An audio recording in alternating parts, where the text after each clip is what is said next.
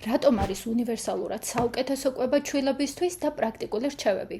ჯანმრთელობის მსოფლიო ორგანიზაცია და ამერიკის პედიატრთა აკადემია რეკომენდაციას აძლევენ ექსკლუზიურად ზუზუთი კვებას 6 თვის განმავლობაში, რის შემდეგაც უნდა მოხდეს მყარი საკვებით თანდათანობით ჩანაცვლება 1 წლამდე.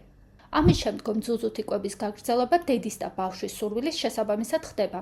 ზუზუთი კვებას აქვს დადასტურებული მოკლე და გრძელვადიანი უპირატესობები, როგორც ჯანმრთელობის, ასევე ნერვული განვითარების მხრივ და იშვიათი უკუჩვენებები, რომელზეც ვიდეოს ბოლოს მოგიყვებით. დედისთვის ეს არის უფრო სწრაფი დაბრუნება ჩვეულ ორსულობამდელ მდგომარეობაში, მაგალითად საშვილოსნოს დაპატარავება, წონის კარგვა, დაცვა ოსტეოპოროზისგან, სიმსუქნისგან, ასევე საკვერცხის და ცუზუსკიბოს პრევენცია და ეხმარება დედასა და ბავშვს ძლიერი მიჯაჭვულობის შექმნაში, ისე როგორც ეს ბოთლით კვებას არ შეუძლია. ბავშვისთვის დედის რძე მდიდარია აუცილებელი ნუტრიენტებით, ყველაზე მარტივად ასათვისებელ და შეწოვად ფორმაში.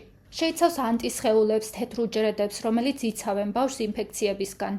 ზუზუთი კვების დამცავი თვისებების გამო, ბევრი ტიპის ინფექცია უფრო იშვიათად გვხვდება იმ ბავშვებში, რომლებიც ზუზუთი იკვებებიან და არ არც ძისნაზავით. ზუზუთი კვება ასევე იცავს ბავშვს გარკვეული მწვავე და ქრონიკული დაავადებებისგან, როგორიცაა ალერგია, შაქრიანი დიაბეტი, სიმსუქნე, კრონის დაავადება, ზედასასუნთქი გზების ინფექციები, შარცასქესო ინფექციები. ეს ჩამონათვალი ძალიან დიდია და ხაზს უსვამს დედის რძის უნიკალურ თვისებებს.